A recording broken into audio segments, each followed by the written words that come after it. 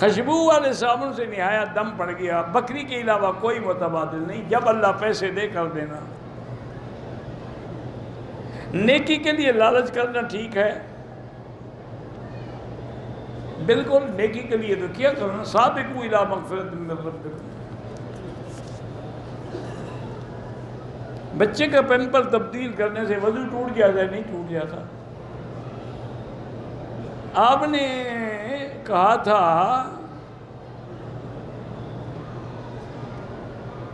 پیشاب والی جگہ پر ہاتھ بھی لگ جائے وضو تو نہیں ٹوٹتا۔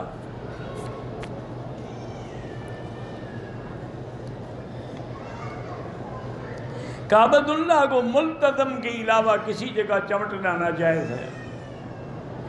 اللہ سے راز نیاز کی کوئی ضرورت نہیں، تیرے دلوں کا ہر بھید جانتے ہیں۔ راز نیاز ان سے ہوتا ہے جن کو ہمارے دل کا پتہ نہیں ہوتا۔ حرم کے باہر جو صدقے میں سبیل لگی ہوئی ہے، اگر امیر ہو تو نہ کھایا کرو اور غریب ہو تو کھایا کرو۔ ویسے تو مسافر امیر بھی کھا سکتا ہے، لیکن شرم کی بات ہے تم کھلانے والے بنو نہ کہ کھانے والے بنو۔ عمرے کے بعد سر پہ مکمل ریزر پھیرا ہو، پھر بھی اگر کہیں کہیں بال بچ کے اس کا کوئی حرج نہیں، کیونکہ تم بھی تو نئے نئے سیکھ رہے ہو نا، خود جو پھیرا تو کچھ نہ کچھ بال تو بچے نہیں نا۔ اگلی دفعہ انشاءاللہ کچھ ٹرینڈ ہو جاؤ گے، تیسرے دفعہ پھر پکے نائی بن جاؤ گے۔ ایک حاجی حجامت کرا رہا تھا کسی سے مینا میں، اور ہر 2 منٹ کے بعد ٹک لگ جائے، تو انہوں نے یار کیا کرتے ہو؟ انہوں نے کہا یار میں بھی تو حاجیوں کے سر پہ سیکھ رہا ہوں، میرا کوئی خاندانی پیشہ تو نہیں ہے۔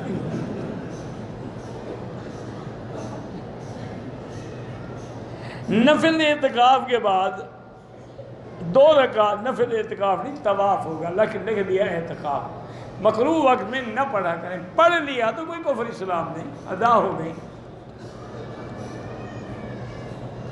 کسی بندے کی 2 رکعت فرض نماز جماعت سے نکل گئی، باقی 2 رکعت میں سورۃ الفاتحہ پڑھے گا اور کچھ نہیں پڑھے گا۔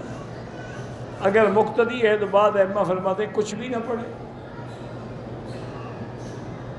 گروپ کا لیڈر ہم کو زیارت کے لیے لے جاتا ہے، مینا میں شیطان کے ساتھ تصویر لے سکتے ہیں، گروپ لیڈر کے ساتھ کھڑے ہو کر لے لو، وہی کافی ہے، شیطان کی کیا ضرورت ہے۔ اب دیکھو ان کو شیطان کے ساتھ بھی سیلفی بنانی ہے۔ انا للہ و انا الیہ راجعون۔ میں نے ایک مزدور کے پیسے دینے ہیں، رابطہ نہیں ہو رہا، کوشش کریں گے اس کے ملک میں اس کے وارثوں کو بھیج دیں، اگر وارث بھی معلوم نہ ہوں تو خیرات کر دیں، اللہ اس کو بھی اجر دیں گے، تمہیں بھی اجر دیں گے۔ او یار عمران خان نے کیا کیا، حاضری دی، قبر پہ گیا، تم جانو، تمہارا ملک جانے، ہمیں ان چیزوں سے کیا واسطہ۔ کوئی ایک ہے سجدے کرنے والا، لاہور میں جاؤ دیکھو سب سجدے کر رہے ہیں۔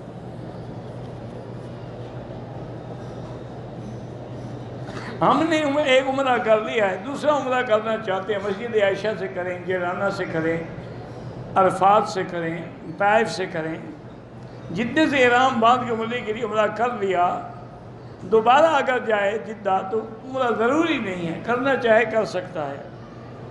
حرم میں بہت زیادہ ٹڈیاں نکل آئی ہیں، کہتے ہیں یہ قیامت کی علامت ہے، یہ قیامت کی علامت نہیں ہے، بلکہ لوگوں کو غلط فہمی ہے۔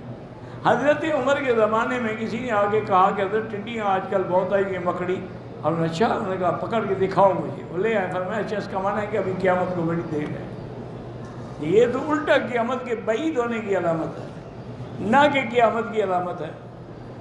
پر آپ کا میڈیا جو مرضی ہے کرے، دم دینے کا مکے کے حرم کے اندر دم دینا ہے، اور دم کا گوشت جو ہے وہ بھی مکے کے غریبوں میں تقسیم کرنا ہے۔ حرم کے رمضان میں آخری عشرے میں تہجد کی نماز با جماعت ہوتی ہے۔ میرا بھائی گزارش یہ، حنفی مسلک میں نفل با جماعت نہیں ہوتی، لیکن اگر شریک ہو جائیں تو کوئی گناہ تو نہیں ہے۔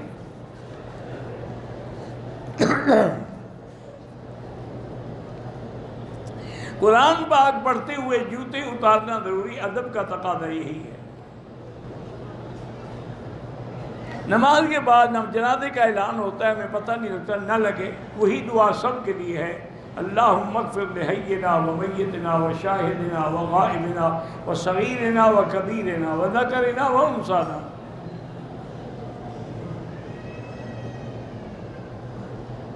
اگر ایک عورت 15 دن کے لیے عمرے پہ آ رہی ہے، حیض کو روکنے کے لیے گولیاں کھا سکتی ہیں، کھا سکتی ہے، لیکن کسی لیڈی ڈاکٹر کی رائے کے بغیر میری بیٹی نہ کھانا، ورنہ گولیاں کھانے سے نقصان ہوگا، فائدہ نہیں ہوگا۔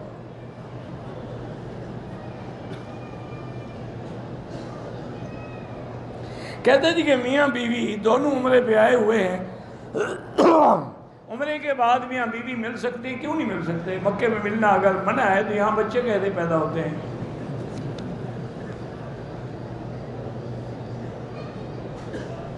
بہرحال نماز سفر کی پڑھیں گے، مکہ ہو یا مدینہ، مسافر سفر پڑے گا۔ 2 شادیاں کی تھی، میرے والد نے فوت ہو گئے، دوسری ماں کی اولاد ہے، ان کا میرے اوپر کیا حق؟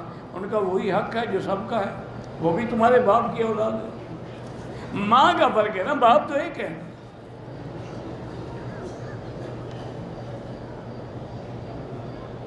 اگر ایک آدمی کے اوپر قرض ہے، دے بھی رہا ہے، لیکن مر جائے پھر بھی قرضہ باقی رہے گا، قرضہ معاف نہیں ہوتا، یہ حقوق العباد ہے۔ اس لیے استغفار روزانہ 2000 دفعہ پڑھا کرو، انشاءاللہ 1 مہینے میں کوئی قرضہ نہیں رہے گا۔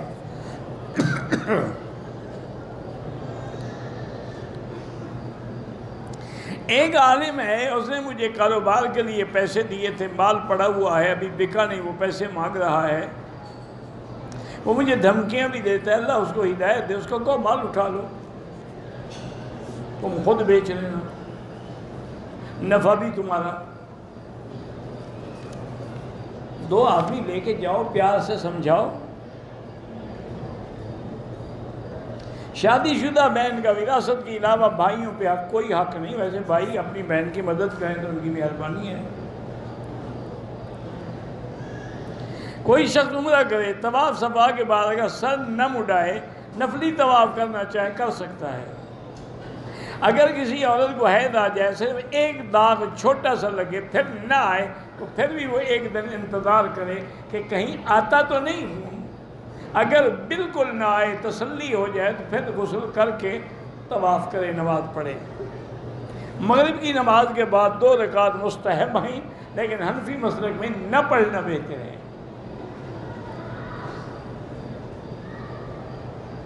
اگر سورج کی مؤکدہ سنتیں نہ پڑھیں اور قرآن پڑھتے نہیں، بالکل سنت مؤکدہ ضروری ہے، تلاوت تو مؤکدہ نہیں ہے، وہ تو کسی وقت بھی ہو سکتی ہے۔